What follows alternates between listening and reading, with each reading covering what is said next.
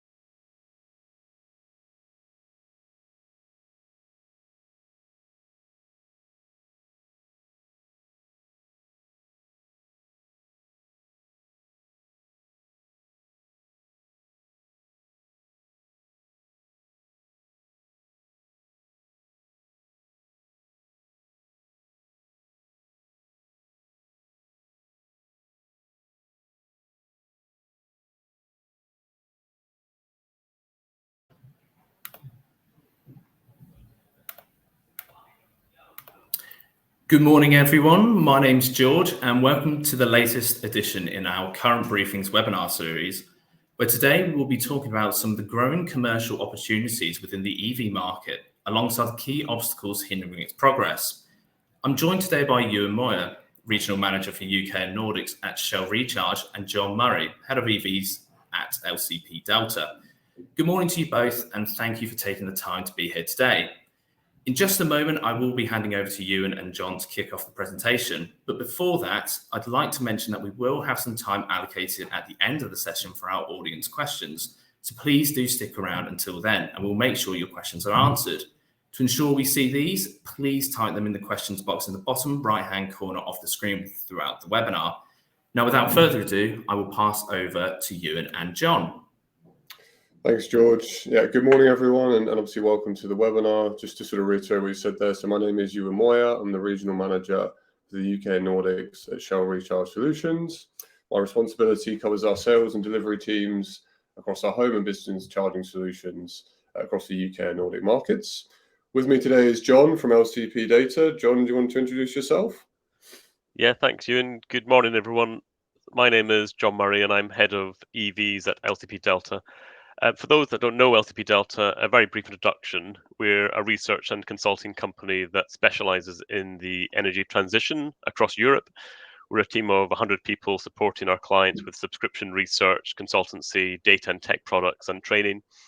The focus within my team is electric vehicles and EV charging. We offer an EV charging research service where our subscribers get access to new content every month, including market data, forecasts, insights, opinion, and customer research spanning the EV charging market across Europe.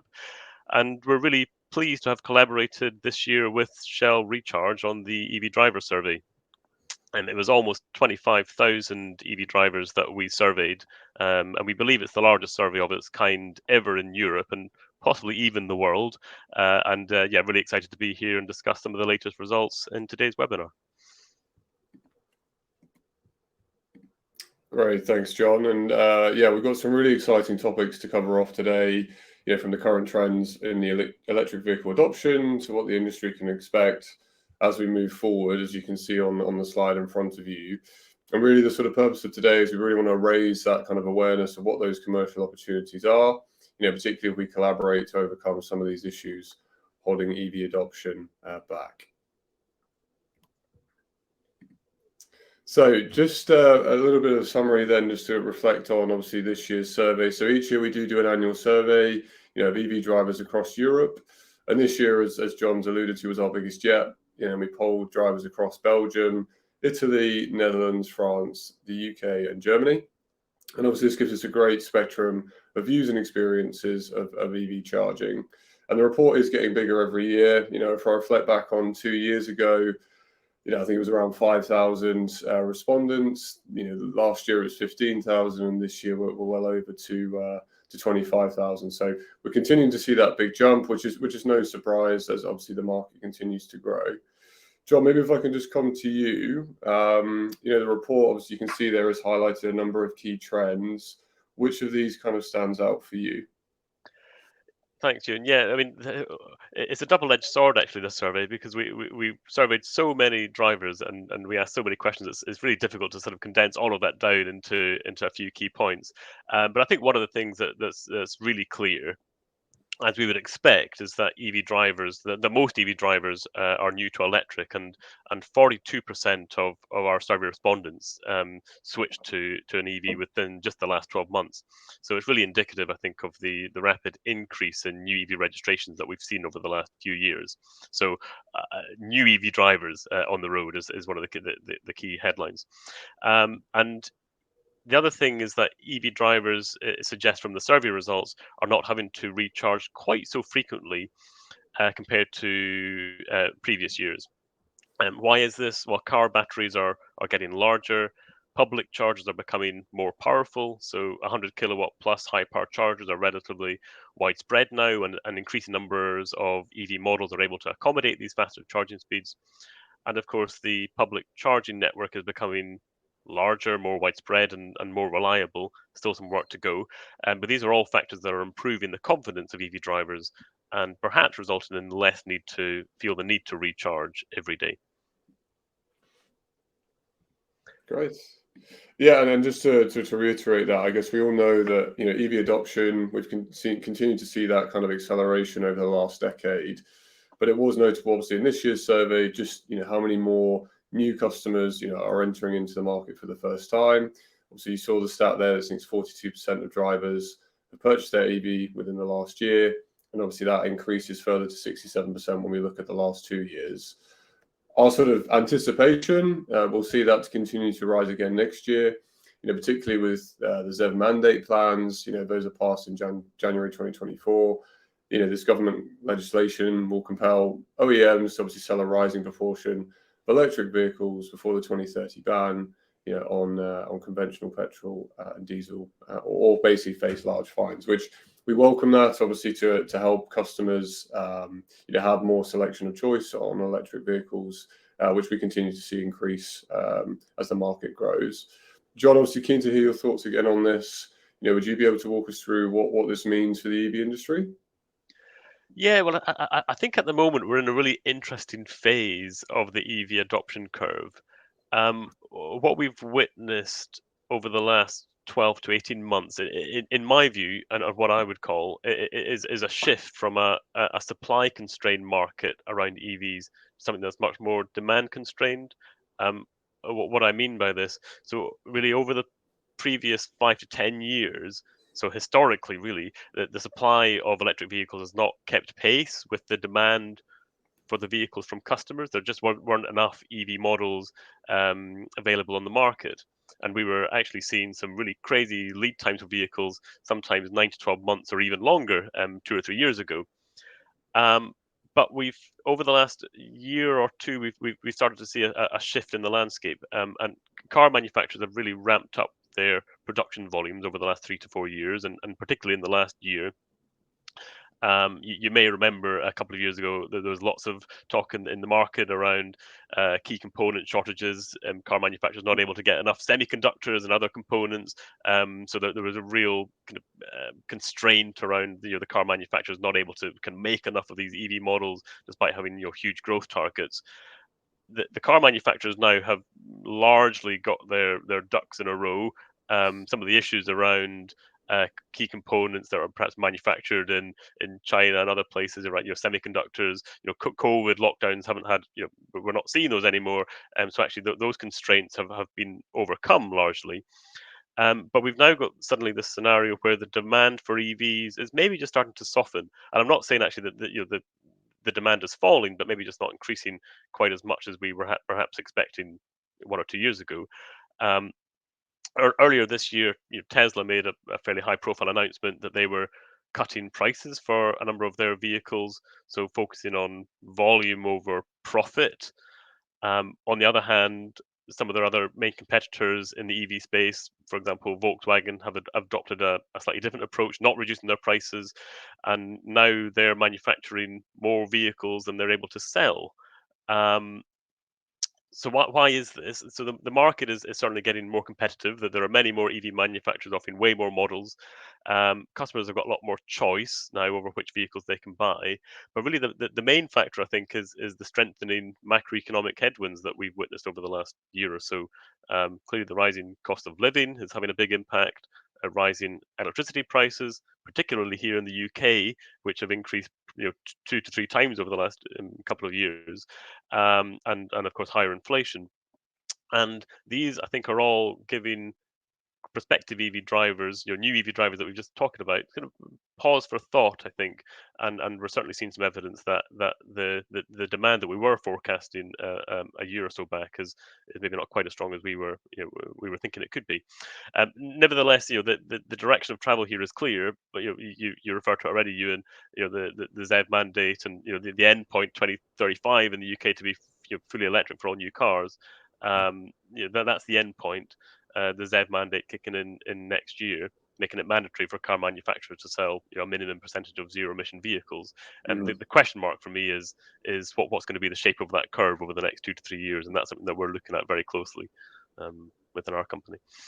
Yeah, great. And just as a build on that, obviously from a range confidence perspective, we're seeing that in the vehicles coming to market now. Much greater distances of travel is possible. And that probably, again, is giving some confidence back to consumers. Again, I think we showed some stats previously on that, but that historically has always been a high kind of blocker or issue that consumers' perception is obviously the range confidence and how far they can travel, which is positive that that's coming down. So maybe that's a nice segue into the next part. So looking at obviously the range confidence again. So I guess, coupled with some of those trends we've already seen, with the confidence is moving in the right direction. Almost half of drivers no longer feel the need to charge their vehicle on a daily basis, with only 14% now feeling that sort of refrain from taking longer journeys in their EV. So I would see that as a real positive, certainly as a market, that we're gaining that confidence within consumers. As I said in previous surveys, that's been one of the highest sort of barriers that we routinely have had responses on. We do sort of anticipate actually that to continue to reduce, as more and more chargers come online, as I already alluded to, the battery ranges within vehicles increases. ZapMap has very much been reporting, on a month-by-month basis, even since last June. We've seen a sort of 94% increase in the number of ultra-rapid devices, across the country. And obviously we're playing our part in that, along with other sort of CPOs to really get out more chargers into the network, in the right areas, not just ultra-rapid, and we'll come on to some of those discussions later, to really give customers the confidence that, when they do go out, there is going to be chargers available on their journey, wherever they go. I guess, John, from your perspective, what do these stats kind of tell us about the evolution of EVs? How can we as an industry keep up this positive progress to keep giving customers confidence in the distance they can travel? Yeah, well, I think these are all positive indicators that the market is moving in the right direction. The fact that people are not feeling the need to charge on a daily basis, people are not connecting their EV as soon as they get home is sort of suggesting, reconfirming that point earlier, that I think drivers are just having a bit more confidence that the chargers are there when they do need them, rather than having to charge up kind of preemptively. I think one of the things which we've seen in the customer research this year is starting to show that EV drivers have got less access to off-street parking at home. A really high percentage, frankly, of EV drivers today in the UK and also in other countries in Europe have got that access to home parking. So really, the really early adopters of EVs typically they charge at home because it's convenient and it's typically cheaper to do that. And what we've seen historically is that those that can't charge at home are sort of holding off from moving or taking the step to fully electric. But the survey data this year is showing that we're starting to see evidence that actually that's starting to shift. That a higher percentage now of EV drivers that we surveyed this year compared to last year do not have access to off-street parking. That's a trend I will see continue over the next 5 to 10 years as the market continues to mature. And we know that in the UK, kind of 90% of EV drivers are going to access to off-street parking. By 2030, it's likely to trend down to near to 65%, because we know that only 65% of the overall car vehicles have got access to off-street parking. So there's going to be that continuous trend of increasing numbers of EV drivers that can't charge at home and that need to rely on charging primarily in public, potentially also at work, but largely in public. So these indicators of increasing confidence, so people feeling not having the need to charge every day, with more reliable networks. There's evidence of that within the survey results, that people are now more confident that when they get to a charger, it's going to be working. This is all really good news for the industry, and it's something that we'll need to see more progress of as the market matures even further in the next years, as increasing numbers of EV drivers will have to rely on the public charging network. Yeah, and again, as another build on that, John, it's, I think from our perspective at sort of Shell Recharge and Shell, we're very much looking at the sort of different use cases, if you like. You've alluded to there that perhaps in the early sort of stages of the market, those that can charge at home have got a home charger, and majority of their charging can take place there. But obviously then those that can't, we need to think about how we can support those drivers in that transition, whether that's what we would see as a sort of destination type opportunity. So we've partnered with the likes of Waitrose, giving them a sort of mix in AC/DC charging solutions. As we see their customers typically spend a little bit longer in the shops, obviously while they're doing the shopping, we can sort out their charging there. Equally for on street, through our acquisition of Ubitricity, we're seeing lots of sort of growth in that space as well. So as you said, we'll just need to continue to monitor that and see where we can support customers, but positive all around anyways, that there's options there for different drivers at different stages, obviously, in their journey and transitioning to EVs. And that was one of the other things, Euan, that came out in the survey results, that if destinations like supermarkets, for example, have chargers available, then EV drivers are more inclined to go there. So if they've got the choice and they've got an EV, then they're more likely to go to a supermarket that's got those chargers. So a real indicator of the benefits to different market players, to destination hosts, of getting chargers in place, because actually there's real evidence from the customer survey that that will drive business to you. Agreed. No, great. And we'll come along to sort of our next segment here, which is, as you can see on the slide, driver demands. And the data is still telling us, consumers feel there's too many apps and too many charging cards to deal with. And this has been a consistent response, from our previous surveys too. So there's still work to do in this space, both from our perspective, but also into the market. We've also seen a bit of an age trend. So older users there, you can see, being much more likely to have multiple cards, and this for us is sort of suggesting that need to provide more targeted education and enablement to move from this early majority phase to mass adoption phase, which you've already highlighted, John. And I think that the growth in the publicly available charging network is positive, but the interoperability between networks will be a key driver to obviously reducing the number of cards and apps that customers need. And again, entering into roaming partnerships, all the great investment that's coming from the private sector in particular, across the country, to expand the overall network size in the UK. How do we sort of increase that collaboration between the different parties that are involved? John, from your perspective, what are the trends we're seeing when it comes to charge cards? Especially the recent public charging legislation that was announced earlier this week. Yeah, well, for me, this is all around making the charging experience better for EV drivers.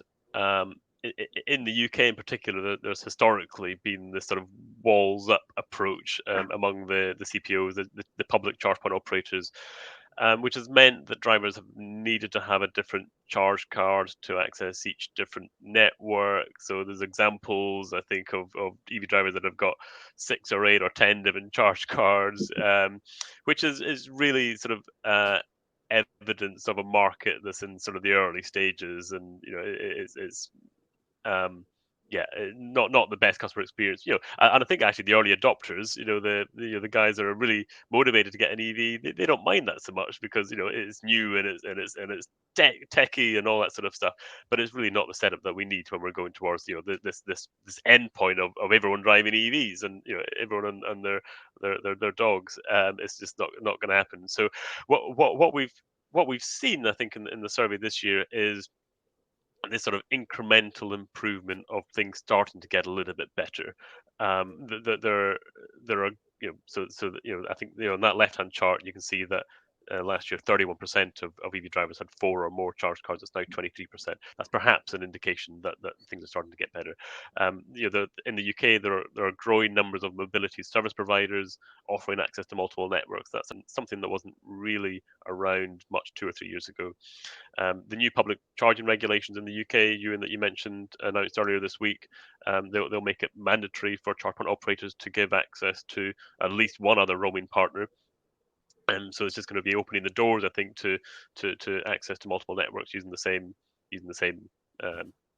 card, essentially. But the other thing I think that's really going to become much more common, in my view, is contactless payment. That's also going to be mandatory too for new charge points that are getting installed, which cuts out the need to have any charge card. You can just go up with your credit or debit card, and I think this method of activating charges will become much more common as a result going forward. Yeah, and I think it's positive, from an industry perspective, that it is looking at that lens, and we welcome that continued sort of engagement and action being taken by the regulator and the government to sort of monitor consumer experience, but also to drive the industry in the right direction. So when we move into that next phase, of mass adoption, as you said, John, it's trying to sort of reduce some of these numbers potentially down. Maybe not immediately next year, but certainly in the years to come.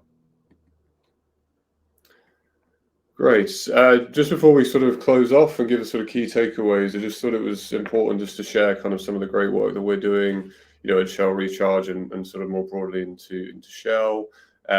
This really gives you a sort of flavor that we really do have that kind of end-to-end offering, and looking into different sort of segments across the kind of mobility landscape to really support drivers, in that sort of energy transition. If I look at sort of 2030, the sort of aim that we're having is 100,000 chargers in the UK, of which 10,000 will be rapid charging stations. Again, it really just shows that kind of continued investment that we are making, and we're taking this very seriously as a real growth area as part of our long-term strategy into the e-mobility space.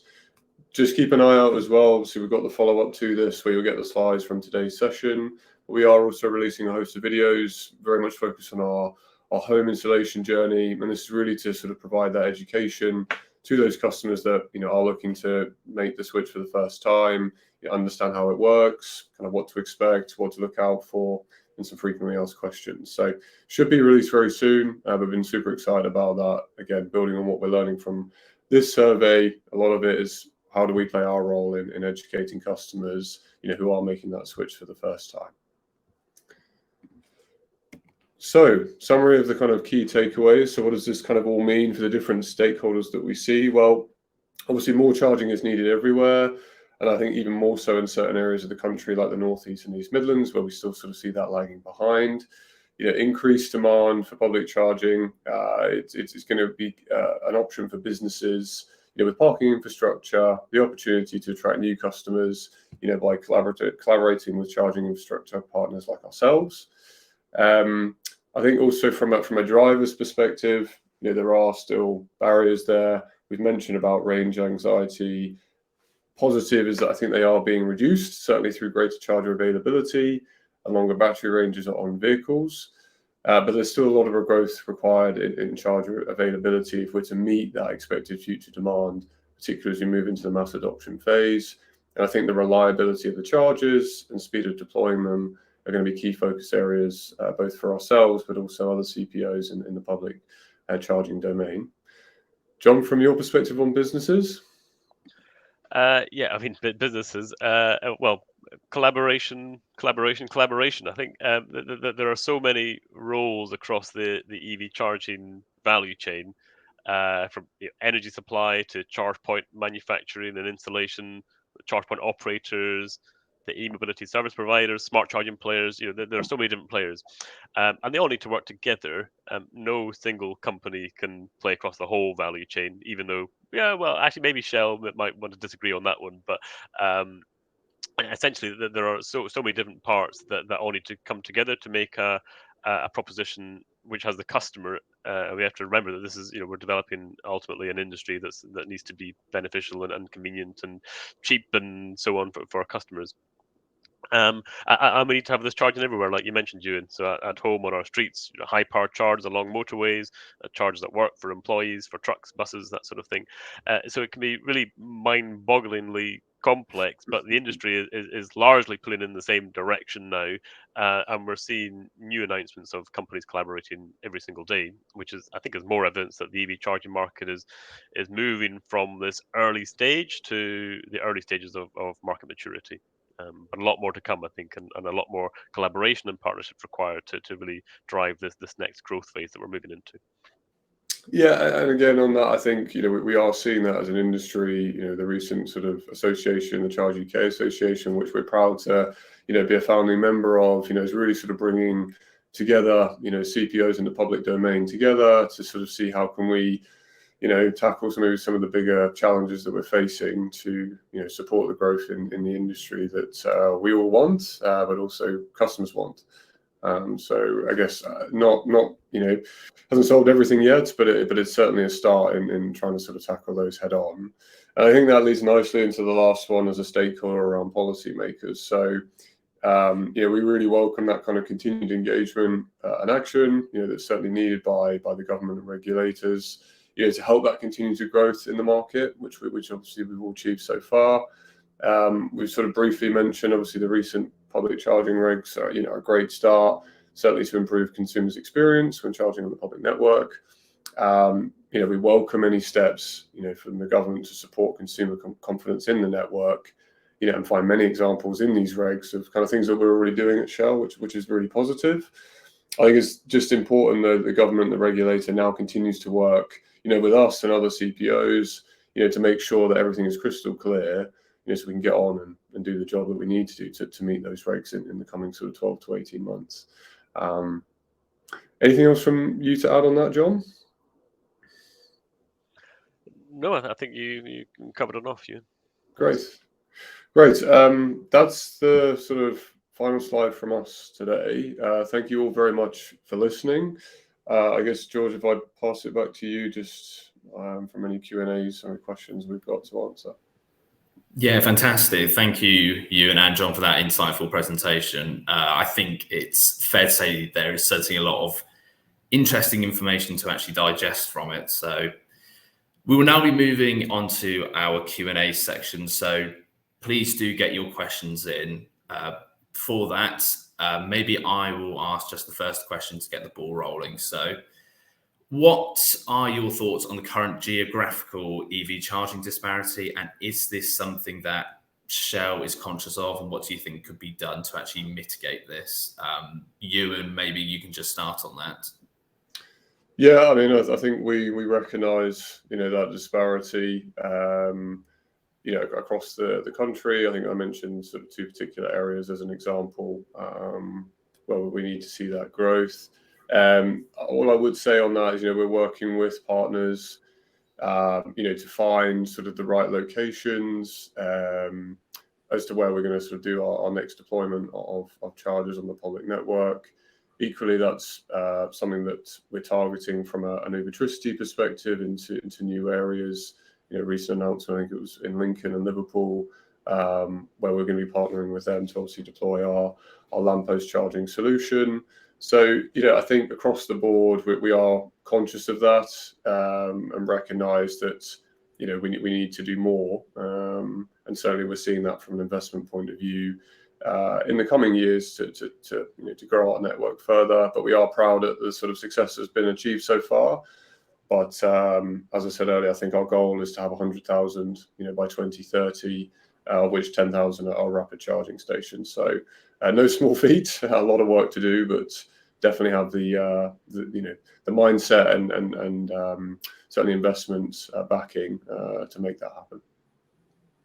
Fantastic. Thank you, Euan. And maybe coming on to you, John, now. Amma asked, what percentage of EV drivers would benefit from a charging speed of 150 kilowatt plus at public chargers? It's a really good question. It depends a little bit on the individual in terms of what their driving needs are, and can they charge at home? Do they need to rely on the public charging network? Are they often going on these really long journeys where you need to sort of top up halfway there?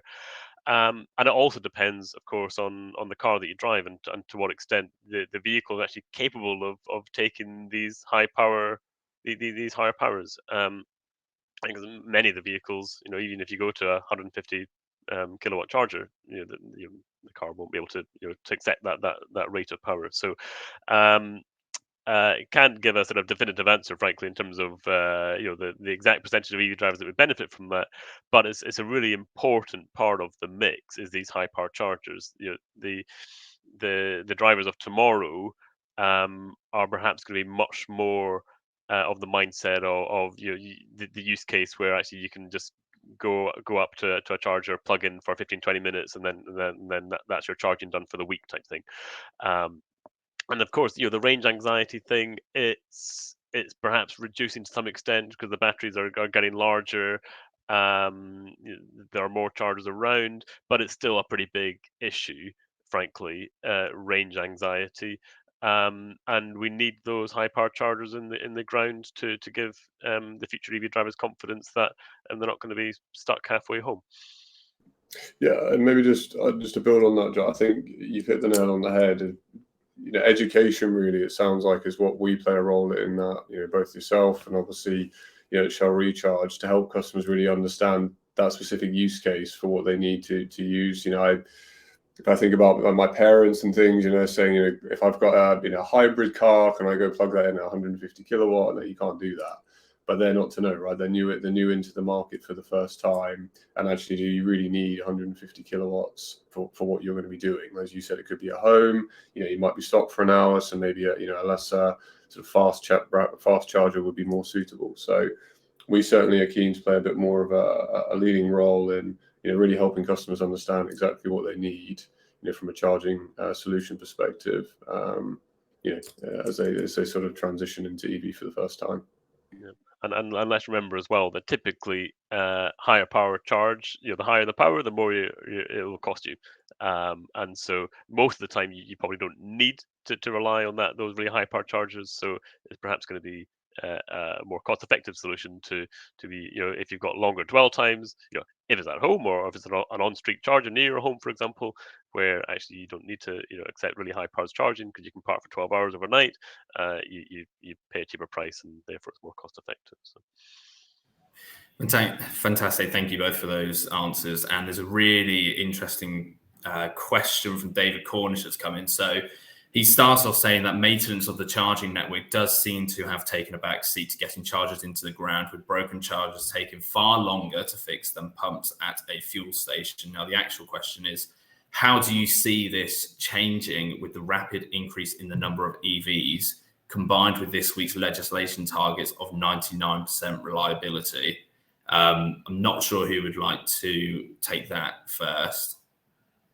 I'm happy to go on that one. I think, we recognise that there is work to do in that space. Certainly there's a large program ongoing at the moment, certainly looking at the sort of starting infrastructure that was put in place. There's been a lot of developments even in the sort of charging technologies, as the market has probably evolved, from even 3, 4, 5 years ago to where it is now. So we are on a sort of plan, if you like, to sort of exchange those out to get us to a more reliable sort of charging technology through the sort of hardware providers in the market. And also that we welcome that regulation that's been released this week. It's just going into that next phase of mass adoption. that customers expect there to be, a reliable charger available when they pull up to charge in whatever setting. So we very much welcome that. Certainly work to do. So I don't think we can get away from that as an industry, but also within our own business. But I cannot stress enough the focus that's going on that behind the scenes. And again, it's not an excuse as such, but if we reflected on probably 110 years ago, when fuel and diesel was being deployed in the infrastructure at scale as to what we expect now, there would have been some challenges as that was happening. But that's not to say that we need to improve as an industry to get to that position that customers expect from a reliability standpoint. Fantastic, thank you. And John, is there anything that you'd like to add on that? Well, yeah, I mean, we've got a long way to go as an industry, I think. The 99% reliability figure that that's been talked about for quite a while, and then was sort of confirmed with the announcement earlier this week. The industry needs, and hopefully will result in the industry having that extra focus. Because we're a long way from that 99% reliability now. I think if we're being honest with ourselves, so a lot of work needs to be done. But this is what we need to strive towards, and actually we need to get there pretty damn quickly, because there's big media campaigns going on right now actually that are trying to throw muck at the EV charging industry. There's that growing wave of sort of anti-EV sentiment, which if we're not careful as an industry, could really put the brakes on the uptake of EVs. So and one of the things that I think the regulations that were announced earlier this week, the fact that the greater pricing transparency, greater roaming, making it a better customer experience, and this reliability thing, it really focuses the mind, I think, of the industry, and is a really positive step, because we all need to work collectively to get there sooner rather than later. Perfect. Thank you very much. And moving on to the next question, which draws back a little bit to the 150 kilowatt charging charge points question. But Andrew Neves asked, does charging at a faster rate accelerate battery degradation? Maybe John, can we start with you on that one? Yes, yeah, you can do.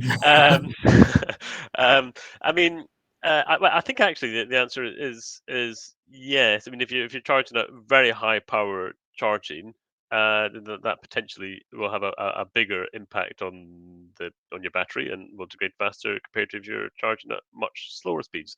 So I think the answer is yes. But I mean, people are not typically charging at really high power chargers just because they want to. Is more because they need to.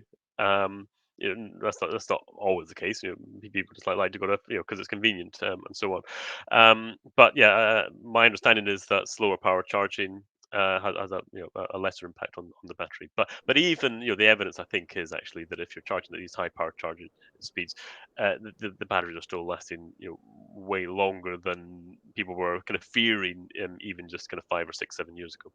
Yeah.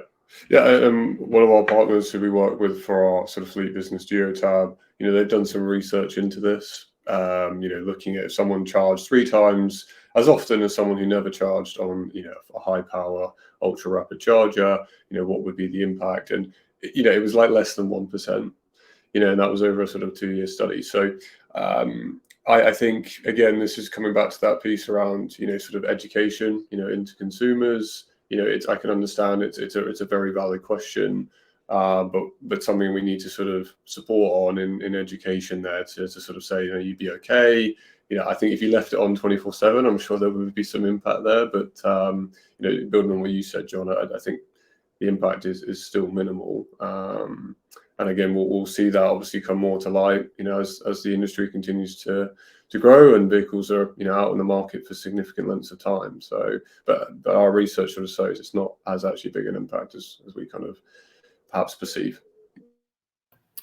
Fantastic. Thank you both. Now, Neil Pittam asked what is actually being done to upgrade the electricity network to be able to cope with the rising demands. He says, wouldn't it be better to build your own network and take it away from the DNOs as they're very slow at upgrades? Maybe we should focus on the first part of that question. John, do you want to maybe tackle that one? Yeah, well, there's a huge amount of work going on behind the scenes, really. I mean, the transmission network, the DNOs, they're very, very aware of the increasing demands on their networks, and they've been making plans for a long time, and there's a lot of work to do, but the DNOs and the TSO are all over this. It's not just about the electrification of transport; it's about the electrification of other sectors as well, including heat. This is one of the other long-term trends. So there's going to be much more reliance on our electricity grids up and down the country. So overall, generation is going to have to increase. Not centralized generation, but renewable generation, distributed generation, all over the place. But also locally at DNO level, at street level, potentially there's going to have to be grid upgrades as well to accommodate the increasing loads from EVs and from heat pumps.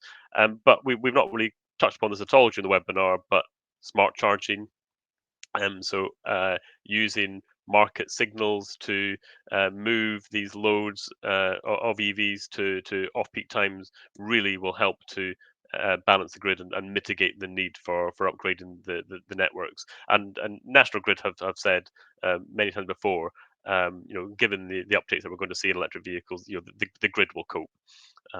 There's still work to do. Of course, there's lots of investment that needs to be made, but I think there's as long as the market moves in the right direction at the right time, there's not going to be a big undue risk that the lights might go out as a result of EVs coming along in the next 5 to 10 years. Yeah, I think that's a great point, John. Just on the technology side, that is definitely something that is going to support that, even if there were concerns around it. There's a lot of advancement and well-known technologies. Again, we haven't talked about it today. V2G, V2X, etc. And there's lots of trials that we've participated in, not in the UK particularly, but in the Netherlands, in that market there, 4 or 5 years ago. So I definitely agree with that. I think just to answer the second part to that question, around getting applications approved, the demand of energy to sites, if an upgrade is required, is a key blocker at the moment. And there is a lot of engagement and discussion ongoing, certainly with the DNOs, ENA.